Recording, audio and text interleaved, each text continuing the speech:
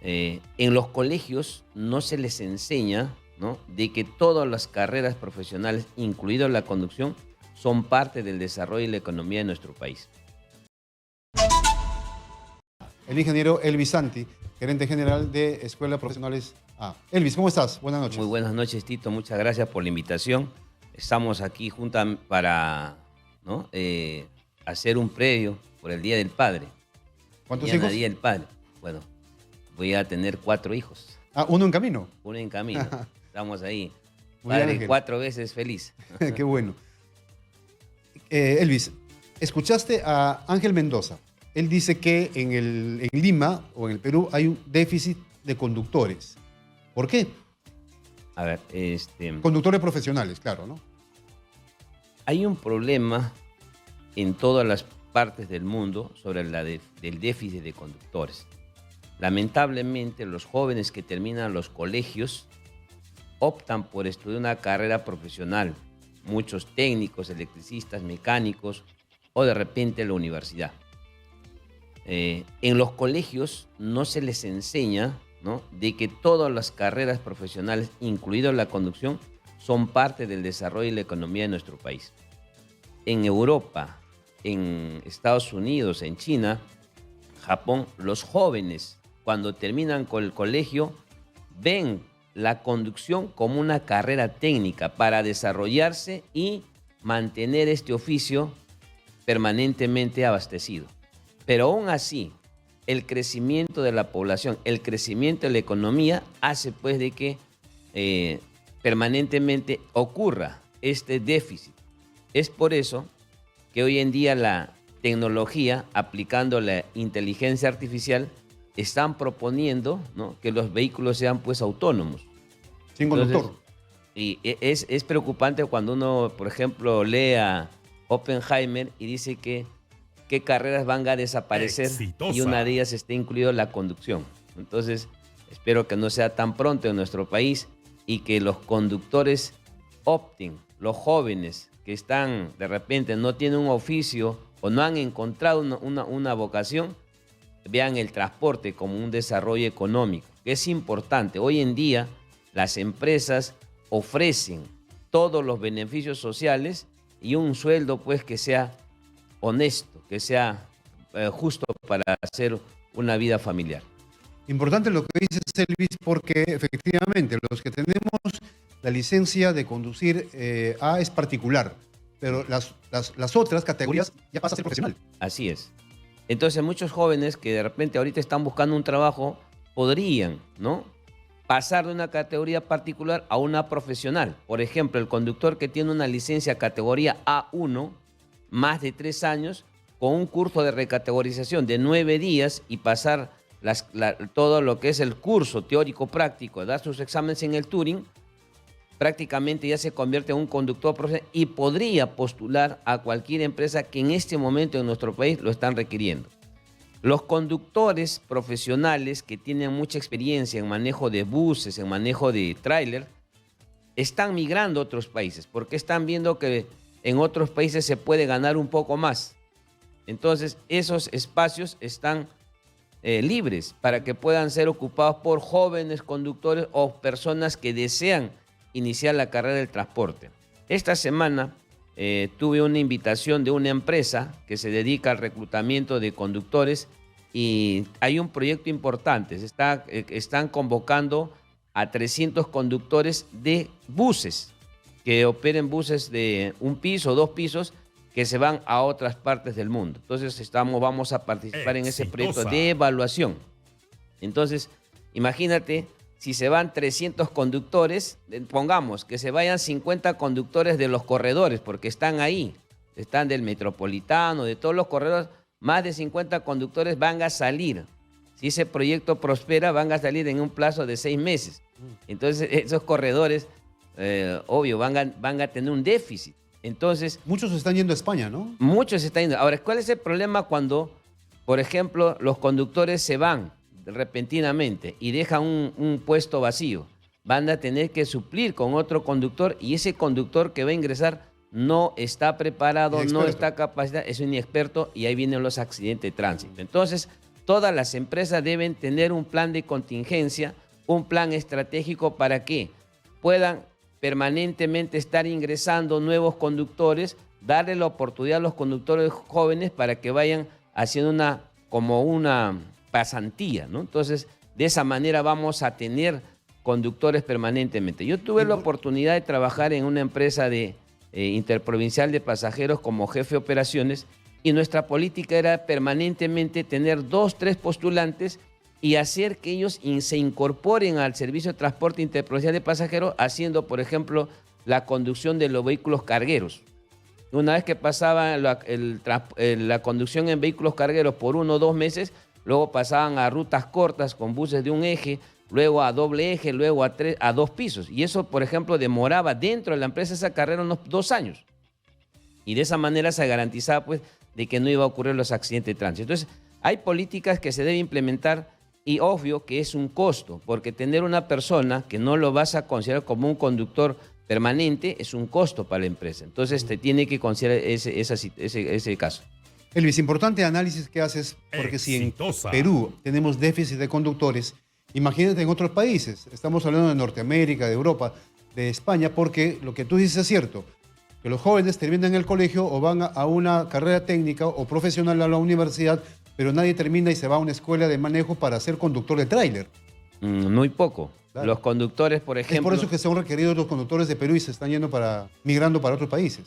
Lo que pasa en Perú pasa en el mundo. En otros países, por ejemplo, en Canadá, por ejemplo, ser conductor gana al año creo que es 56.000 a 70.000 dólares, de 50 a 70.000 dólares. Pero el idioma es importante, ¿no? El idioma es importante, pero la persona que tiene, ¿no?, la visión o quiere salir del país hace un esfuerzo. Entonces, la educación es una buena inversión.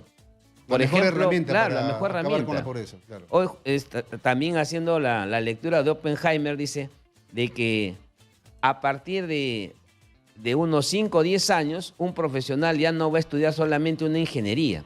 Por ejemplo, yo soy ingeniero de transporte. De acá de 5 años debo ser abogado, debo ser administrador, debo ser ingeniero de transporte. O sea, la tecnología, el avance tecnológico nos va a pedir que un profesional sea multifacético con 2, 3 carreras. Igual lo mismo va a pasar a los médicos. O sea, los avances tecnológicos nos va a obligar a nosotros a acelerar nuestro conocimiento. Entonces, los jóvenes que ahora están de repente buscando trabajo, no tienen un futuro claro, pueden optar el rubro del transporte, porque es una actividad que muy pocas personas quieren asumirlo. ¿Por qué? Porque es un trabajo sacrificado. En Canadá, pero es rentable. Todo trabajo es sacrificado y es rentable. Hablamos la semana pasada con algunos traileros en el sur, en Pucusana, Elvis, ¿te acordarás? Y decían pues que habían dejado, uno de ellos decía que había dejado el transporte público porque ya estaba estresado. Estaba estresado, tenía muchas papeletas, ganaba poco y ahora está más tranquilo. Si bien su trabajo es sacrificado porque son 2 o 3 días que tiene que viajar llevando la carga y volviendo a Lima, pero gana mucho más, gana entre 3 y 3.500 soles. Es lo que gana, digamos, un suboficial de la policía recién salidito de la escuela. Mira, y eso es lo que gana ese conductor aquí en Perú. Imagínate en otros países. Un profesional de transporte, un conductor que gane 50.000, 70.000 dólares, ¿no? Estamos hablando de 5.500 dólares al mes. Sí, es un reconocimiento al trabajo muy bueno. Porque es un profesional, ¿verdad? No es digamos... Lo que pasa es que todas las actividades económicas se pagan en función al riesgo y peligro que tienen. Por ejemplo, en otros países, sabes. Y el conocimiento también. Claro. Entonces, el conocimiento, la experiencia, todo se tiene que valorar. Un conductor de bus de 2 pisos, pues tiene que ganar sus 3.000 soles tranquilos. No puede ganar menos porque tiene mucha responsabilidad. Entonces, aquí en nuestro país, por ejemplo, un conductor que tiene la licencia A2B gana entre 1.500 a 2.000 soles, ¿no? De la licencia A3, A, B o C, si es local, debe ganar 2.500 soles. Y si hacen rutas nacionales, ya tiene que estar por encima de los 2.500 soles. Y es más, tienen un trabajo estable. Entonces, la experiencia, el conocimiento, tiene un reconocimiento económico de todas maneras de parte de las empresas. La inversión y el tiempo para convertirse en un chofer o conductor profesional es, comparando a otras actividades, muy poco, ¿verdad? O sea, es una inversión poca. Me estoy refiriendo, por ejemplo, a si un oyente que en este momento está escuchando y quiere convertirse en un conductor profesional, va a la escuela de El Bisanti y en unas semanas está listo para dar su examen. La norma sería en 2 semanas. 2 semanas. En 10 días más los trámites admitidos, en 2 semanas ese conductor debe ya estar saliendo con una licencia superior al que tiene. Pues haríamos el curso de recategorización. La inversión promedio aquí en Lima, Perú, actualmente he visto que está un promedio de 800 a 1000 soles pasarse de un A1 a un A2B, ¿no? De un A2B a un A3C no pasa pues de los 2.200, 1.500 soles, ¿no? Entonces, y un A3C es en ese promedio. Entonces, cambiar de oportunidad laboral con 1.500 soles, prácticamente es sacrificar tu primer sueldo del mes. Entonces, sí es rentable, sí es conveniente hacer ese esfuerzo y promoverse uno mismo. En una oportunidad, una empresa que trabaja conmigo me solicitó: ingeniero, necesitamos conductores, ¿qué hago? Entonces yo en ese momento le sugerí promover a todos los trabajadores que están en la empresa, que tienen una licencia inferior, que postulen y que la empresa los promueva. Y ganando un poco más. Así es. Entonces, en esa empresa había bastante personal de mantenimiento, servicio, que tenían la licencia. Y pasaron en 20 días a ser conductores. Entonces, como esta es una empresa que se dedica a lo que es el transporte de bolsa de valor de dinero, entonces ellos prefirieron trabajar con su propia gente. Promovieron y taparon toda esa necesidad que tenían. Elvis, esta semana estuvimos acá muy cerca, en la Panamericana Sur, contigo y con el ojo clínico, el ojo de experto, especialista en transporte. Descubriste, bueno, en el momento, muchas infracciones de tránsito, ¿verdad? Hemos grabado algunas cositas y vamos a pasarlo, ¿te parece? Claro. Veamos claro. el primer video en la Panamericana Sur. Adelante. Hoy día nos encontramos aquí en la carretera Panamericana Sur, a la altura del puente del Derby, para ver cómo es el comportamiento de nuestros conductores en nuestras carreteras del Perú. Estamos aquí para observar todas las infracciones que cometen nuestros compañeros conductores, para que ustedes, por favor, tengan en cuenta cuáles son las infracciones más comunes en la carretera. El Reglamento Nacional de Tránsito dice que todo conductor que transite en la carretera panamericana debe utilizar las luces bajas. En este momento pasa un vehículo auto rojo Toyota sin luces y ahí vamos, uno. Acá a la izquierda vemos otro vehículo que no tiene luces. Si hacemos una estadística, de cada 10 carros, por lo menos 2 carros no están utilizando las luces bajas. Es decir, entre un 10 y 20% de los conductores no utilizan las luces bajas de manera correcta. Entonces corresponde a la infracción G31. Otra infracción muy recurrente en nuestra carretera es que cambiamos de carril permanentemente y no estamos haciendo el uso correcto de las luces direccionales. Ello corresponde a la infracción G02, que va a 20 puntos a la licencia de conducir. También estamos observando, por ejemplo, el vehículo de la moto. El conductor de moto debe considerar de que es un vehículo dentro del Reglamento Nacional de Tránsito, entonces tiene que circular dentro del carril de circulación, pudiendo ser por seguridad el lado derecho o el lado izquierdo, dependiendo al punto ciego que tiene.